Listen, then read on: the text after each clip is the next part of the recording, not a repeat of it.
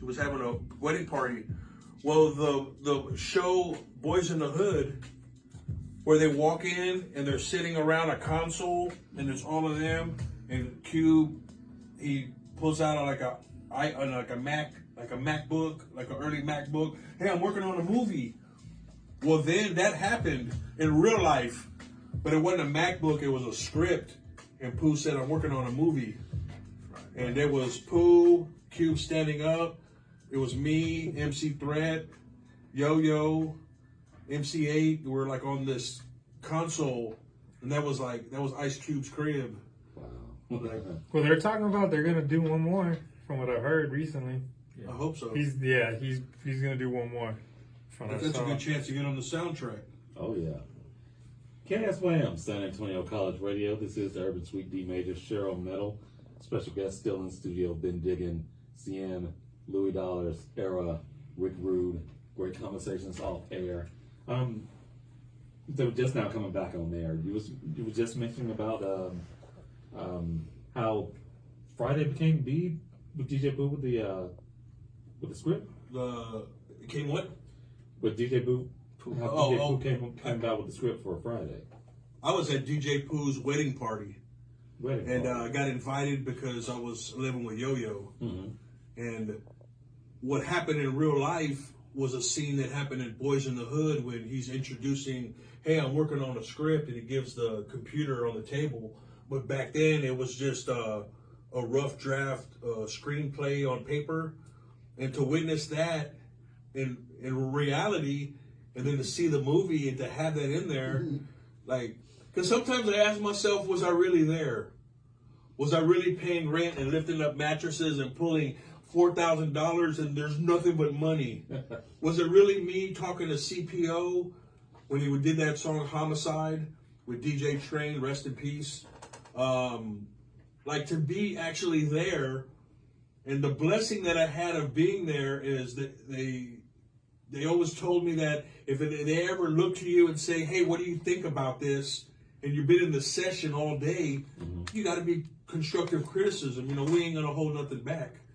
And just witnessing a lot of talent. Tupac had a group called The Hood. They were like 13, 14-year-old kids, kind of like Crisscross, but a gangster style that were about to come out. Before Caution, that group Caution came out. Hanging with DJ Bobcat, CL Smooth, listening, getting a lot of game, I guess. That's what I'm grateful for, of being involved in the conversation and just learning. A kid from the southeast side of San Antonio is, sitting in Ice Cube's house, riding in Tupac's car. And to say that now, he lying. When I came back from a Japanese tour where I was just carrying luggage. I didn't perform. I wasn't on TV or nothing. But just coming back and just telling my mom and dad, and they were like, oh, okay. But then telling my homeboys, man, you lying. Where's the picture? Well, nowadays, if I would have had that, I mean, just imagine if I could have been the guy that just had like a camera. Yeah. But what's good about it is that just keeping those relationships current today. Yes. And just being like 100 and loving and respect and, being trusted, basically. Because, LA in the 90s is different than 2025. That's when tag banging hit. And, I live in South Central. It's not even called South Central no more. It's Central LA, and this like the whole era, living in LA during the riots, that's an experience, it's just life experiences. But I'm working on a book called Diggin Life. Okay. And when that's done, getting quotes from people that were in my life at that time that'll verify. So it's not just me just misquoting or just putting people like on the spot. I just felt it was like the hip hop Forrest Gump that I know. Crazy. A little more serious than that. No, it was just wild, like how much I didn't get to know about a lot of things that I thought I had a good understanding about. It's like Scarface and stuff like that. I was just like, God, man, see, I know this motherfucker. And then only to find out, I was like, man, this dude's holding back. And it's private. My life's been private. Nobody. There's like I got music and drawings and like stories that I give it to my kids. I pass the knowledge to my children. They're benefiting off of publishing, which I worked hard for that, but just paying it forward to them, and just grateful of having a hobby. No supervision. My parents thought I was in school and I was in Maryland running the streets downtown. But just to get up and go, ride the bus, one-way ticket. That's crazy. I'm going to go out there and I'm going to make money, thinking $50 is enough. Going out there and surviving, and, just the events in life that, I was homeless. I lived in public storage. Worked Toys R Us and Yum Yums in California. And scraped by and got money. But I know that at night, for the next 4 days, I would be in the studio with people that my homies idolized. Yeah. Like I'm in the position, I'm there for a reason, and I had to take advantage of it. But, I still have relationships with everybody. Speaking of that, Scarface, Devin the Dude coming in town end of the month. Yeah, Go check that out. The Aztec. Little Kiki, the Aztec. That's what they're doing, is that Aztec? Yeah. Have any of y'all been to that new spot that's in the Pearl?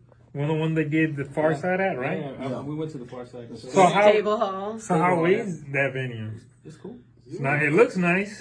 But I think it's something that Far Side could have got away with. Like you can't just have any old rap. Like, No, for sure. Yeah. maybe like Aesop or somebody that would bring like the college in. Because that's one thing about San Antonio, like throwing shows, like on a Thursday night, you're Top Town 101, all the homies, we're all one family. There's no extra bodies, and I just wish that it just takes that one night, to bring like a headliner, video shoots, make it a spectacular thing where people start coming to San Antonio. Because we get skipped. They go to Houston, they go to Austin. Yeah, that was the whole purpose of what I started doing. I was like, nope, we didn't change all that. Coming from Chicago, it's like you're in the city that's happening. We receive it, Yeah, I've never known anything about putting together a show. I was just always, feet on the ground when I go to all these shows in Chicago. I was like, Scuba had a lot to do with it. We were just talking about him. Yeah. Scuba Steve. Shout out to Scuba. About the community we were talking about. Scuba organized a lot. We had like that guy. there was a lot of stuff already happening, like the talent and stuff was there. Scuba came in and organized it. Yeah. Yeah, I'm blessed to know him and to see the change he implemented in the city and wasn't from here. Just the love of the music and the communication. He made a lot of people money, like knowing sponsorship and getting sponsors. Well, he influenced me to do shows. I mean, he put me on right before he left. He introduced me to a lot of local, like when Limelight was popping. Like people was, hey, link me up with those people so I could do my own shows. He didn't have to do that, you know what I'm saying? But when I was out in California, we did like some local, with like Golden Voice got involved with some of the stuff shows. But I remember Scuba sharing just like a list of things to do before a show.